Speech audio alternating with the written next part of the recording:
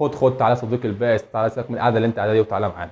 عارفك انت دلوقتي قاعد وبتفكر دلوقتي انا دخلت هندسه، هل اخش قسم ميكاترونكس اللي كله اصبح بيتكلم عليه، ولا اخش برمجه اللي كله شايف ان هي المستقبل، ولا اخش حتى كهرباء اللي لهم وظايف وكل حاجه متاحه ليهم، ولا اخش اقعد في المطبخ وافكني من التعليم وبلاها من الكلام ده كله. طب لو حتى قررت ان انا اخش قسم ميكاترونكس، لا انا عارف هما بيعملوا ايه ولا ايه وظيفتهم، والناس عماله تقول ما لهمش شغلانه يا ابن الناس وقاعدين عواطليه والكلام اللي احنا بنسمعه كل يوم على القهاوي دوت.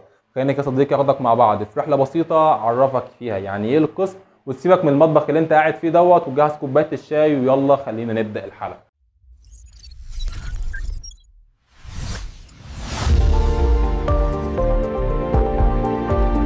السلام عليكم ورحمة الله وبركاته، يا هلا والله بيكم في حلقة جديدة معانا في القناة. الحلقة دي مختلفة تماما عن الحلقات السابقة. هنركن دلوقتي المشروع اللي كنا شغالين فيه على جنب، وهنمسك موضوع مهم اخواتنا سواء اللي كان في الثانوية العامة وربنا كرمهم وجالهم هندسة. وبمناسبة صديقي ألف مبروك عليك ونورتنا في الكلية، وإن شاء الله تحقق فيها اللي أنت عايزه. وكمان اخواتنا اللي في اعدادي او فريشمان ومنتظرين التخصص بتاعهم، وكذلك الاهالي اللي عندهم بعض المخاوف او المغالطات حوالين الموضوع بتاعي النهارده اللي انا وهو قسم ميكاترونكس. ان شاء الله صديقي هنمسك القسم مع بعض واحده واحده، بحيث باذن الله تطلع من الحلقه ديت مقرر انت هتعمل ايه. بس خلينا قبل ما نبدا الحلقه نصلي لحبيبك النبي الاول، وكمان ما تنساش الشير واللايك والسبسكرايب وتسيب كومنتك الجميل تحت. ويلا خلونا نبدا وتوكلنا على الله. دايما يا صديقي لما تيجي تتكلم عن موضوع جديد او حاجه اتوجدت بشكل جديد، لازم تعرف الاول ليه الناس فكرت ان هي توجد الحاجه ديت، وايه المشكله اللي علشان الحاجه ديت وجدت، وكمان ايه الحل اللي هي بتقدمه للمشكله دي. ودي هخلينا نروح لاول عنصر معانا في الحلقه النهارده، انا وهو سبب نشاه قسم ميكاترونكس. عندك قبل السبعينات عشان كنت تفكر انك تعمل آلة ذكيه، والمقصود هنا بالآلة الذكيه انك تدمج ما بين جزء الميكانيكا وجزء الكهرباء والبرمجه والكنترول. كان لازم تعدي باربع اقسام، وكل قسم فيهم منعزل عن التاني تماما. اول حد كنت انت بتروح له مهندس الميكانيكا او مهندس التصميم، يبدا يصمم لك الهيكل بتاعك، ومن ثم تاخد التصميم بتاعك وتروح على مهندس الكهرباء والالكترونيات، يبدا يصمم لك الدوائر الكهربائيه والدوائر الالكترونيه اللي عندك، وكذلك يحسب لك المواتير المطلوبه. ومن ثم تروح لمهندس البرمجه يكتب لك الكود بتاعك، ومن ثم تروح لمهندس الكنترول عشان يبدا يعمل لك التحكم على الاله اللي انت عايزها. خدت بالك هنا صديقي عدينا على كام مرحله علشان نطلع بالمنتج او الفكره اللي احنا عايزينها؟ طبعا انتاج بطيء، وكذلك في فجوه زمنيه بين كل قسم فيهم، لا ده عارف ده بيعمل ايه. وكمان عندك مثلا لو جه مهندس الكهرباء وهو بيحسب المواتير المطلوبه ولا اصلا التصميم مش مناسب ان الموتور ده يركب عليه، يرجع تاني الموضوع يبدا من الخطوه الاولى، ان هو نرجع تاني لمهندس الميكانيكا يبدا يعيد التصميم من اول وجديد تاني، ومن ثم تروح بعديها لمهندس الكهرباء مره تانيه ويبدا يحسب لك حساباته ويشوف هل التصميم ده مناسب ولا لا. فكان وقتها يا صديقي الانتاج بطيء جدا، وكمان لو المنتج دوت اتوجد خلاص في ارض الواقع وعشان تفكر انك تعمل له صيانه، كان لازم الاربع اقسام يكونوا موجودين بحيث تكتشف المشكله عندك فين. هل كانت المشكله في جزء ميكانيكا او جزء الكهرباء او جزء البرمجه او جزء خاص بالتحكم. وده اللي خلانا نفكر في القسم ميكاترونكس. وده يا صديقي احد الاسباب الرئيسيه اللي خلى العالم بحاجه لمهندس الميكاترونكس، وخصوصا مع تطور التكنولوجيا الحالي وظهور حاجه زي الامبيدد سيستم والاي او تي. وكمان ان انت ما عادش في حاجه بتصمم حاليا او بيتم انشائها ميكانيكال فقط، لازم يدمج فيها جزء من الامبيدد سيستم، او بمعنى صح ان هي تصبح سمارت، زي اللي عندك العربيه ذاتيه القياده، زي عندك مثلا الروبوتكس، التكييفات. لو بصيت حواليك هتلاقي حوالي من 70-80% من الحاجات اللي حواليك مدمج فيها الجزء الميكانيكا مع جزء الكهرباء وكذلك البرمجه والكنترول. فعشان كده يا صديقي كان ولا بد بوجود طرف او بوجود شخص يكون ملم بكل الموضوع دي، يكون اولا فاهم تصميم وفاهم يعني ايه ميكانيكا وازاي يعشق حاجتين مع بعض وازاي ينقل حركه، وكمان فاهم برمجه وفاهم تحكم وفاهم الكترونكس، وان هو ازاي يعمل دايره كهربيه وان هو يعمل انتجريشن او يعمل تناغم بين الاربع اقسام دول. وده كده كان احد الاسباب الرئيسيه في ان العالم يكون بحاجه للمهندس ميكاترونكس. ودلوقتي يا صديقي بعد ما عرفنا احد الاسباب اللي خلتنا في حاجه لمهندس الميكاترونكس، هنيجي لتاني عنصر مهم معانا في الحلقه، انا وهو وقت ظهور مصطلح ميكاترونكس. عندك سنة 1969 جه مهندس من شركة ياساوا الكتريك باليابان وصاغ مصطلح ميكاترونكس، واللي كان مقصود بميكاترونكس وقتها ان هو يدمج بين الجزء الميكانيكس وجزء الكترونكس. والمصطلح دوت اصبح علامه تجاريه خاص بالشركه ديت سنه 1971.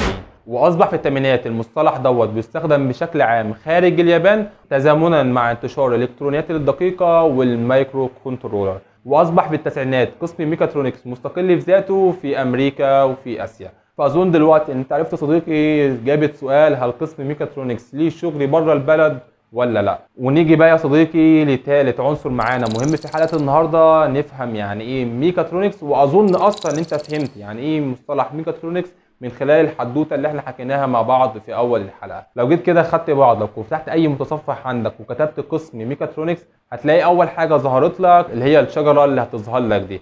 ودي ما هي الا عباره عن، هو بيفهمك ان القسم دوت ما هو الا مزيج من الميكانيكا والالكترونكس والبرمجه والالكترونيات.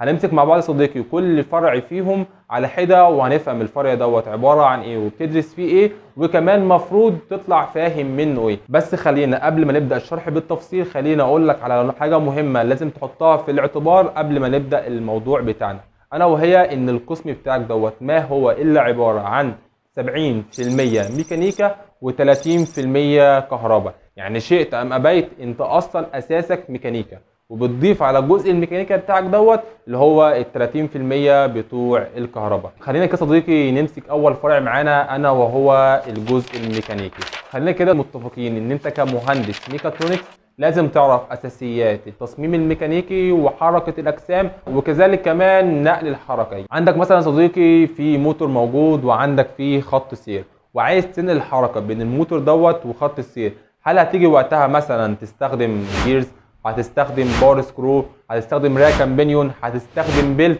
فانت بقى يا صديقي من خلال دراستك في الكليه هتقدر تحدد وقتها امتى تستخدم ده او تستخدم ده او تستخدم ده، وكمان ايه عيوب ده وايه مميزاته لو استخدمته في الوضعيه دي. خلينا كده اخدك اوريك شجره المواد اللي عندنا في الكليه لائحه 2018 وهوريك ايه المواد اللي فيها المتعلقه بالجزء الميكانيكي. عندك كده لو جيت بصيت لاول حاجه هتلاقي عندك في مواد زي الاستاتيك والدينامكس والريجيد بودي والميكانكس. تبدا تتعلم في المواد ديت او في الكورسات ديت اساسيات لتحليل الحركه والقوه. وعندك في مواد زي الثيرمال والسيرمو والهيت ترانسفير والفلويد بتتعلم فيهم انتقال الحراره وازاي تعمل عزل، ودي حاجه مهمه جدا لازم تعمل حسابها اثناء عمل اي تصميم. وعندك مواد زي البرودكشن والمانيفاكتشرنج والكاستنج اند ويلدنج، دي مواد بتعرفك عمليات الانتاج والتصنيع. عندك كورسات زي الماشين كونستراكشن والميكانيكال فايبريشن والماشين إلمنت ديزاين تتعلم فيها اساسيات التصميم وكذلك تصميم الميكانيزمات المختلفه لنقل الحركه وتصميم الماكينات.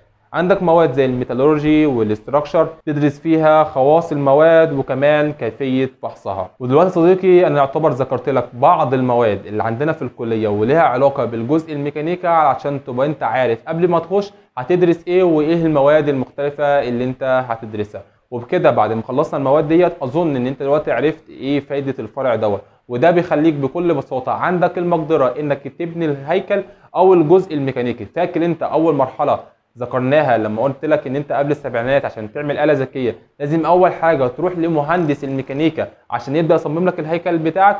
ده بقى الفرع اللي بيخليك عندك المقدره انك تعمل النقطه دي. وبعد ما خلصنا الفرع الاولاني خلينا ننتقل للفرع الثاني مباشره انا وهو الجزء الكهرباء او الالكتريكال. وفي الفرع ده صديقي تبدا تتعلم اساسيات الكترونكس وانك ازاي تبني دوائر الكترونيه سواء الدوائر ديت كانت بسيطه او معقده. وكمان بتبدا تتعرف على المواتير اللي انت بتستخدمها في المشاريع بتاعتك وازاي تحسب الاحمال وازاي تحسب التورك المطلوب والامبير وكل الكلام ده كله. وكمان بتتعرف على المستشعرات او السنسور اللي انت بتستخدمها في المشاريع. وعندك مثلا امثله من الحاجات اللي انت هتطبقها بشكل عملي في الكليه انك مثلا تعمل دايره باور سبلاي سواء كانت الدايره دي احترافيه او حتى بسيطه، انك ازاي تحول من تيار اي سي لدي سي او العكس. ده كده بشكل سريع ايه الفايده من الفرع دوت. تعالى كده نروح لشجره المواد بتاعتنا في لائحه 2018 واعدي معاك سريعا على المواد اللي احنا هندرسها. عندك كده لو بصيت في الشجره هتلاقي في مواد زي الالكتريستي او الكتريكال سيركت، دي بتتعلم فيها اساسيات الكهرباء. عندك مواد زي الالكترونكس والباور الكترونكس تبدا تتعلم فيهم ازاي تتحكم في الطاقه، زي انك مثلا تحول من تيار اي سي لدي سي او تعمل العكس. كمان بعد ما تحوله من الصوره دي للصوره ديت تبدا تتحكم فيه انك تقلله تزوده وهكذا. لو تفتكروا في حلقه الكنترول اللي انت بالمناسبه ممكن تتفرج عليها من خلال علامه الاي اللي هتظهر لك هنا، وكمان هسيبها لك في الديسكربشن تحت لما ذكرنا موضوع الخرج وان انت ازاي بتتحكم فيه، تقدر ترجع للحلقه وتشوف الموضوع دوت بيتم ازاي. وعندك مواد زي السنسور والالكترونكس فور انسترومنتيشن تدرس فيهم المستشعرات وانظمه القياس وازاي انك تقدر تعمل سيجنال كونديشننج على الاشاره الجايه لك. فبالتالي يا صديقي دلوقتي انت بعد ما تمر بالكورسات دي كلها بيبقى عندك المقدره دلوقتي انك تعمل الدوائر الالكترونيه، وزي ما قلت لك انك تبدا تتحكم في الطاقه زي انك تحول التيار من اي سي لدي سي، وكمان تفهم المستشعرات المختلفه او السنسور وتعرف طريقه عمل كل واحد فيهم وايه وظيفته وازاي تعمل سيجنال كونديشننج على الاشاره اللي جايه لك من المستشعر ده. وبكده احنا خلصنا تاني فرع معانا. نيجي بقى للفرع الثالث اللي انا وهو البروجرامينج، واظن انت من الاسم اصلا عرفت الفرع دوت فائدته ايه. في الفرع دوت بتبدا تتعلم اساسيات البرمجه وكمان تخش في عالم الامبيدد سيستم. انت مش هتخش فيه بشكل كامل، بس بتاخد اساسيات العالم دوت بحيث ان انت الحريه انك تكمل فيه. عندك في كورسات في الكليه زي مثلا الكمبيوتر بروجرامينج، وعندك اللوجيك ديزاين، وعندك انترودكشن تو امبيدد سيستم وادفانسد بروجرامينج، تتعلم فيهم اساسيات البرمجه زي لغه السي بي بي او السي بلس بلس، وتتعلم فيهم بالانظمه المدمجه اللي هي الامبيدد سيستم وكمان الدوائر الرقميه. وعندك في مواد زي الماشين فيجن بتتعلم فيهم تحليل الصور او ما هو يسمى بالماشين فيجن.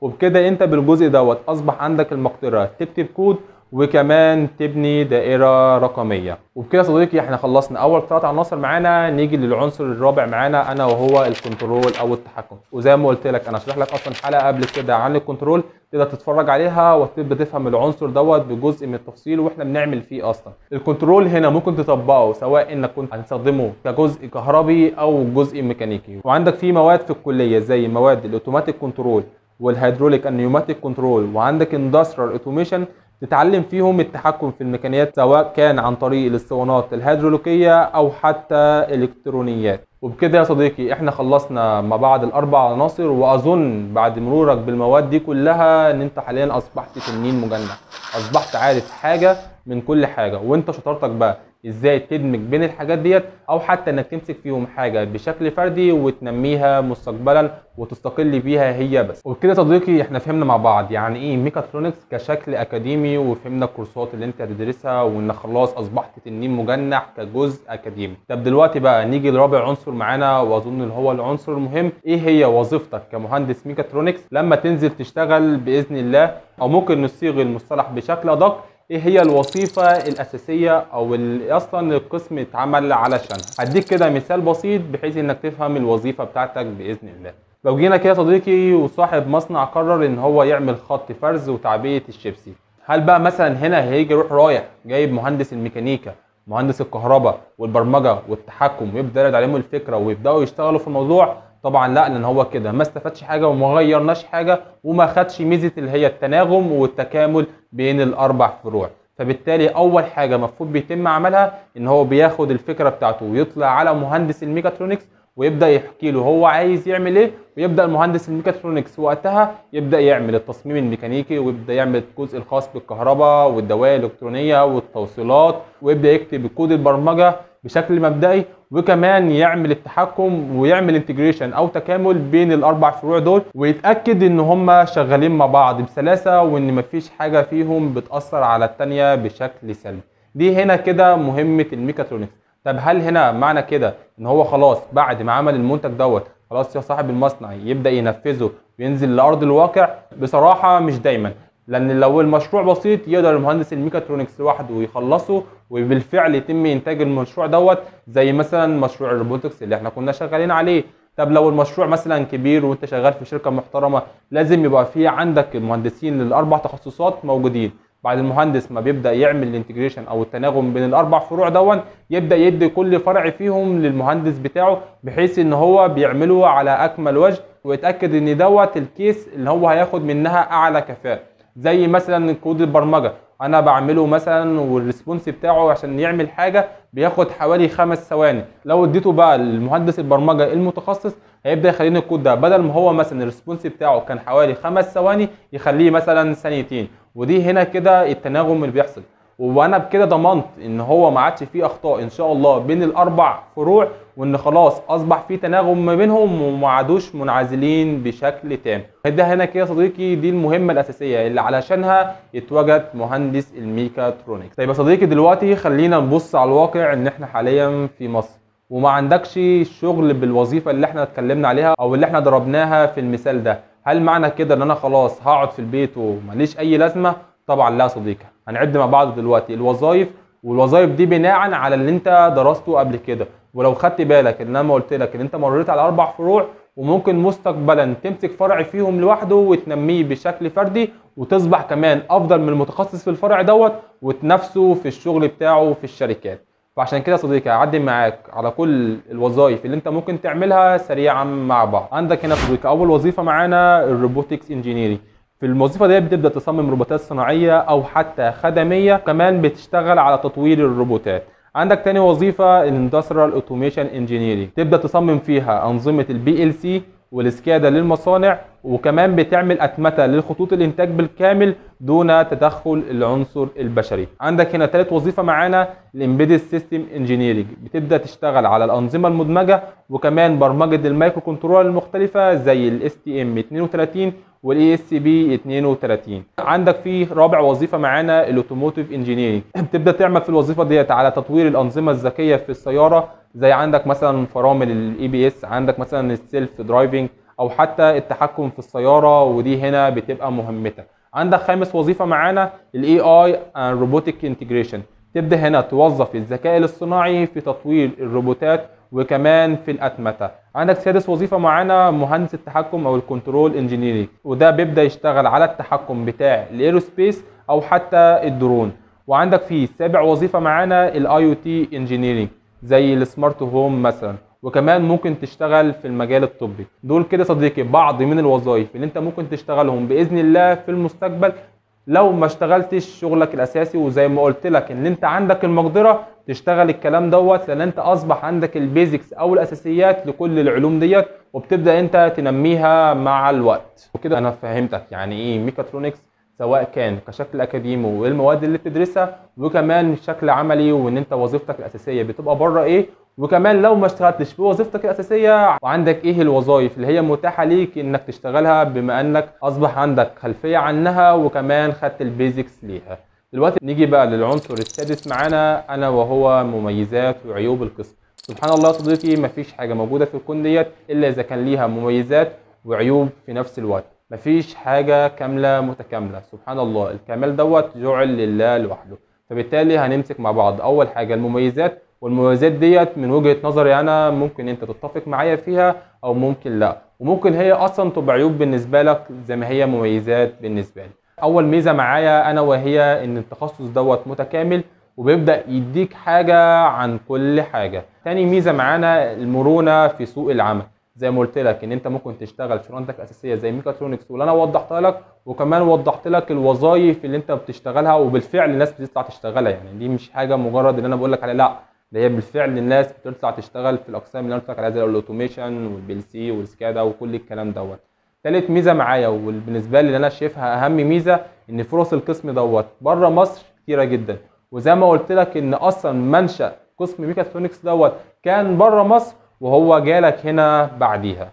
رابع ميزه معانا ان القسم عندنا بيديك روح الابداع وبينمي عندك حته ان انت عندك المقدره انك توجد الحل لاي مشكله ان شاء الله تقابلها في حياتك، لان انت اصبح عندك نظره شامله لكل الفروع عندك في هندسه، فبالتالي ان انت عندك اصبح المقدره انك تبدع او انك تعمل الكلام دوت بكل سهوله باذن الله. خامس حاجه معانا ودي اظن ان هي الحاجه اصلا اللي بتميز القسم او بتميز ميكانيكا بشكل عام، ان انت 50% او اكتر من 50% من الدراسه عندنا بتبقى بشكل عملي. عندك بيبقى كل ماده ليها مشروع، زي المشاريع مثلا انك تعمل دايره تحكم مثلا في جهد، انك تحول تيار من اي سي لدي سي، زي مثلا انك تعمل عندك امبليفاير، زي انك مثلا تعمل عندك روبوتكس ارم زي ما احنا شغالين في المشروع اللي قبل كده انسبكشن روبوت ارم. وكمان كان في عندنا مشروع ان احنا نعمل ووتر توربين وكنا دخلنا فيه مسابقه. وقسم مش مجرد حاجه نظريه انك تدرسها فقط، لا انت بتجمع بين الجزء العملي والجزء النظري. وطبعا الموضوع دوت منهك بالنسبه لطلاب ميكاترونكس اللي احنا اصلا اوقات مبقاش عندنا الوقت الكافي ان احنا نذاكر الجزء النظري بسبب ضغط الجزء العملي علينا. ولكن انا بالنسبه لي حتى وقتنا هذا هتظل ميزه ان انا قدرت اطبق الجزء النظري بشكل عملي، ودي بالنسبه لي اهم نقطه عشان اقدر افهم الحاجه دي. نيجي بقى لتاني جزء معانا انا وهو العيوب. واول عيب بالنسبه لي انا شايفه يمكن يبقى عيب بالنسبه لاشخاص تانيين، التشتت اللي بتلاقيه جوه القسم. زي ما قلت لك انك تدرس 4 فروع زي الميكانيكا والكهرباء والبرمجه والكنترول، وزي ما ذكرت لك ان انت بتدرس حاجه من كل حاجه. في بعض الناس ما بتحبش النقطه دي، في واحد كده عايز يخش انا واحد ميكانيكا فانا عايز ادرس ميكانيكا صرف، انا واحد كهرباء عايز ادرس كهرباء بس، كنترول بس، برمجه بس، فاهمني؟ فدي بتبقى ساعات ميزه عند الناس وساعات عند الناس تانية بتبقى عيوب. فانت شوف عندك المقدره انك تجمع بين العلوم دي كلها ويبقى الموضوع بالنسبه لك ممتع وشيق وانك تتعرف على كل جديد، ولا بالنسبه لك هيبقى فيه تشتيت وان انت عايز تتخصص في حاجه واحده بس، فبالتالي انت من البدايه خالص توفر على نفسك الطريق وتتخصص في الحاجه اللي انت عايزها دي. تاني عيب معانا، والعيب دوت مش هتلاحظه الا لما تخش جوه القسم وتمشي فيه سنه سنتين، ان انت بسبب الضغط اللي عندك وان انت اصبحت بتدرس 4 فروع مع بعض في نفس الوقت، ان انت في حاجات بتمر عليها بشكل سريع ولكن انت مطالب انك تفهمها بجزء من التفصيل. زي مثلا اللي احنا عندنا في مشروع الروبوتكس كان المفروض نعمل حاجه اللي هي الماشين فيجن، وان احنا نخلي الكاميرا تلقط الحاجات اللي قدامها وعلى اساسها تاخد اكشن. جزء الماشين فيجن دوت بيتكتب بجزء بايثون، احنا اصلا في الدراسه ما درسناش لغه بايثون ولا حتى مرينا عليها قبل كده، فبالتالي كان لازم ولا بد ان احنا ندرس اللغه ديت عشان نقدر نعمل المشروع بتاعنا.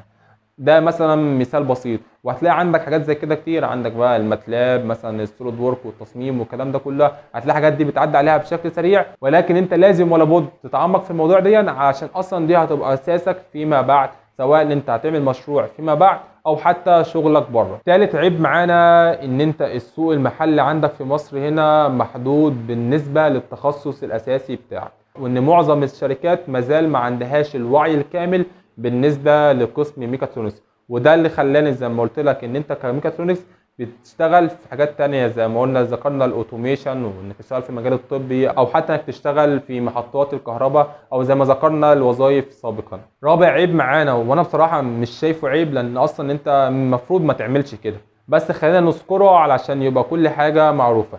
انت لو جيت دخلت مقارنه بينك كجزء كواحد ميكاترونكس كجزء كهرباء فقط وبين واحد كهرباء متخصص، طبعا الاولويه للمهندس الكهرباء المتخصص. اكيد 100% هيبقى فيه عنده علم اعلى من العلم اللي عندك، لان انا زي ما قلت لك اصلا ان القسم بتاعك ما هو الا 30% كهرباء، وده واحد قعد ال4 سنين بتوعه بيدرس كهرباء. ولكن هل مثلا معنى كده ان انت عمرك ما توصل له؟ لا، في ناس بتشتغل على نفسها لو هي حابه جزء معين بس تكمل فيه وبتبقى احسن منه عادي. بس في الطبيعي لو انت التزمت بالتراك بتاعك فقط، ما تجيش تقارن نفسك بحالات فرديه، اللي هو تقارن نفسك بمهندس برمجه او تقارن نفسك بمهندس كهرباء، لان انت ده تراك خالص وانت كمهندس ميكاترونكس حاجه تانية بتاتا ملهاش علاقه بالمواضيع دي. فدي كده كانت حاجه وفي نفس الوقت اشكاليه حبيت ان انا اوضحها في العيوب معانا. كده يا صديقي احنا خلصنا مع بعض المميزات والعيوب، وزي ما قلت لك ان هي عباره عن وجهه نظر ممكن انت تتفق معايا او لا. نيجي بقى للجزء اللي هو الختامي معانا في الحلقه النهارده. انا وهو هديك بعض النصايح للقسم دوت، وكمان بعض المغالطات اللي معروفه عن القسم هوضحها معاك. اول نصيحه معانا النهارده ان انت لازم تشتغل على نفسك في القسم دوت. زي ما قلت لك ان انت واحد بتدرس 4 فروع في نفس الوقت، فلازم ولا بد ان انت يبقى عندك الطاقه اصلا انك تستوعب كل كم المعلومات دوت، وانك تطور من نفسك، وان انت تبقى عارف قبل ما تخش ان انت مش هتاخد كل حاجه، وفي حاجات مطالب انك تعرفها بشكل من التفصيل حتى لو عديت عليها بشكل سريع في الكليه. وخلينا اصلا متفقين كده في البدايه ان الكليه مش بتديك كل حاجه، حتى لو كنت متخصص بس جزء كهرباء او حتى جزء ميكانيكا او حتى جزء برمجه. الكليه ما هي الا بتديك الاساس اللي انت هتقدر تمشي عليه بعدين. فدي كده كانت اول نصيحه معانا النهارده. نيجي لتاني نصيحه معانا انا وهي ان انت تهتم بالجزء العملي، وانك تشتغل على مشاريع كتير قبل التخرج. لان اولا انت كمهندس ميكاترونكس زي ما قلت لك ان دراستك هي عباره عن 50%، نظري و50% او اكتر من 50% كمان عملي، لان انت اصلا في ماده هتقابلها في القسم ما هي اصلا الا عباره عن مشروع وبتاخد عليه 80 درجه بتوعك. ده كده حاجه اصلا من الحاجات اللي توضح لك اهميه الجزء العملي عندك. وكمان الجزء العملي او انك تشتغل على المشاريع ديت هتفيدك فيما بعد في الشغل بره وفي السي في بتاعك باذن الله لما ربنا يكرمك تتخرج من الكليه على خير. ثالث نصيحه معانا ان انت تهتم بالسوفت سكيلز بتاعتك، مش مجرد انك واحد خلاص اصبحت جامد في النظري وكمان الجزء العملي وتيجي مثلا تقعد قدام حد مش عارف تتكلم. يعني تيجي مثلا تكتب حته سي في مش عارف تستخدم السي في، تيجي انك تستخدم مثلا وورد انت مش عارف تستخدم وورد. فخلي بالك من السوفت سكيلز بجانب دراستك في الكليه، وما تخليش دي تيجي على دي ولا دي تيجي على دي. دي كده 3 نصايح معانا، اظن ان هم كافيين بالنسبه لي لو انت داخل كميكاترونكس. ونيجي بقى لبعض المغالطات اللي انا نزلت لكم عليها بوست وقلت لكم شايفين المغالطات اللي المفروض نوضحها، ودي بعض الحاجات اللي جات لي منها. ان مهندس الالكترونكس هيستبدل مهندس الميكاترونكس، وطبعا اظن بعد التوضيح اللي انا قلته لك ان ده لا ليه علاقه بده ولا دي علاقه بده. ان انت مهندس كميكاترونكس انت عندك الاربع فروع بتجمعهم مع بعض وليك شغلتك، والراجل دوت ليه شغلته، فبالتالي لا ده هياخد مكانك ولا انت حتى هتاخد مكانه. فاهمني؟ لان انا زي ما قلت لك انت عباره عن الحاجه المبدئيه اللي بتحط البلان او المخطط للمشروع، ويبدا بعد كده الاربع تخصصات التانيين يشتغلوا بعديك ويمسكوا الجزء بتاعهم ويطلعوه باعلى كفاءه. فبالتالي يا صديقي لا هو هياخد شغلك ولا انت حتى هتاخد شغله. وطبعا في الاول وفي الاخر الارزاق على الله، فما خليناش نهتم بالموضوع دوت. دي كده كانت اول مغالطه معانا. واصلا جميع المغالطات اللي هي جات لي ان انت دايما هل مهندس كهرباء هيستبدلني، هل انا هستبدل مهندس كهرباء، خصوصا مهندسين كهرباء باور. واظن ان انت عرفت خلال الحلقه ايه الفرق ما بين كونك كمهندس ميكاترونكس ومهندس كهرباء بس. فبالتالي ما اظن ما عادش في لازمه ان احنا نوضح، لان انا وضحت لك ان ده ليه شغلانه وده ليه شغلانه، ولا انت بتاخد شغل دوت ولا دوت بياخد شغلك. وبكده يا صديقي احنا ان شاء الله خلصنا بعد حلقه النهارده. ولو عندك اي سؤال تقدر تسيبه لي تحت في الكومنتات او حتى تبعت لي على الفيس، وباذن الله مش هتاخر عنك. فاللهم علمنا بما ينفعنا وانفعنا بما علمتنا. يلا يا رجاله اشوفكم في حلقه جديده باذن الله.